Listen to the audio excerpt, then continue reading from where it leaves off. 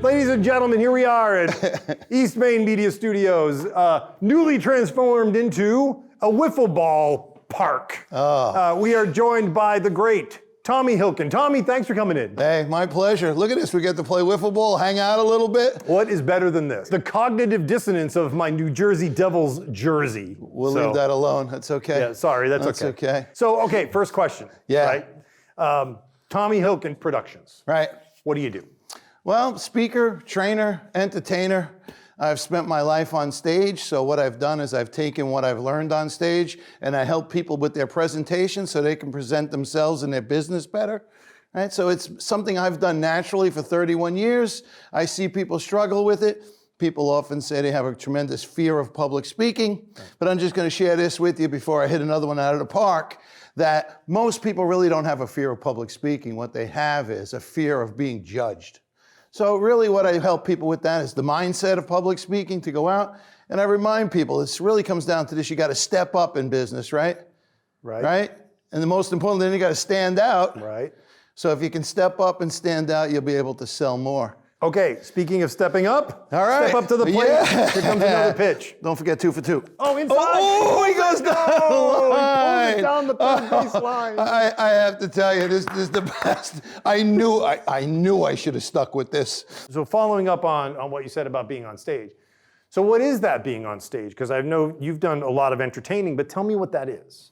Well, you know, when you step out, the first thing you have to do is you have to read your audience, understand your audience, the needs of your audience. What people don't realize in this, what I mean by stage presence is so much go out there and have a little bit of a swagger. Be confident in yourself and what you do, because in business, when you're confident in yourself and what you do, it shines and people see that. People like working with confident people. They really do. So if you can prove that you're confident and competent, people will do business with you. I'm going to share this with you. I think it helps everybody when it comes down to sales. Really what we're doing is we're looking to help someone, right? So I always remember this. Sales isn't something you do to someone. Sales is something you do for someone. So if you're just there to help them, why should it be a big deal? You look across the table, you're having a conversation, you say, hey, how can I help you? Maybe you can, maybe you can't. Easy as that. Okay, one more pitch. I got to follow up after this. We're going to count this as a hit. There we go, right behind. Oh! Who's the man behind the curtain? Breaks the backboard. Hey. Perception, right? Mm-hmm. So perceived value, right? And I think this is a really good question for you in particular because of your public speaking and your performance nature, right? Mm-hmm.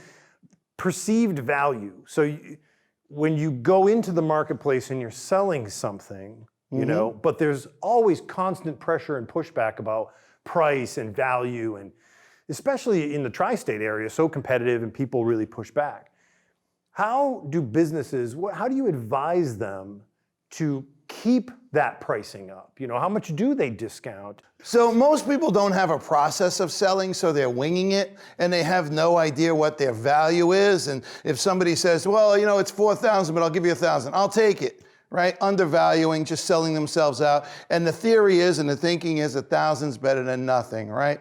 But in reality, is it in the long run? No, it's going to hurt you. I always look at it this way. When you're going out there, you're selling who you are and what you do, right? It's a value to the customer. What is the customer thinking about it? I say it this way. I don't want anybody I don't want to sell anybody anything, but I'd love them to buy from me. Say that again. So I don't want to sell anything to anyone, but I'd love them to buy from me. Right. And that all comes in with the process of having a conversation, finding and discovering their needs, their challenges, their problems, their pain. Once you uncover their pain and the value that you bring in for getting rid of their pain is pretty much invaluable. Zig used to always say, better to train somebody and lose them than to not train them and keep them. And this is Zig? Zig Ziglar. Thank you. Yeah, second to Wiffleball, the love of my life, Zig Ziglar. Okay, so speaking of pain points, right, here comes the pain. The heater. Oh, yeah. Oh. You know what? Off the wall, caught it. That's an out. That's the first out, right? There you go. An out. Neighborhood rules. Nice. Process, right? Excellent point. Yeah. How do you work with your clients to develop or find that process, and how does their presentation skills fold into that? Well, like I said, the first part is getting people to step up. You know, the want. There's a need there, and then you got to turn the need into a want. When people want to go out and sell, life gets easier. But the answer is this. You take this 5-part process. If anybody in business, and I mean it, this will help if you have a process or not. The answer is, what do you want? When you ask, what do you want from yourself and your business, what do you want? It could be financial, it could be freedom, peace of mind, but just write down on a piece of paper, what do you want? The second process is it a burning desire? This is something I learned. People ask me why I'm self-employed 31 years. Right. Burning desire. A burning desire to be self-employed. And actually, probably the burning desire is to not have a boss. Right. Right? So, you know, what do you want? Is it a burning desire? Did you back it with a definite plan? Right?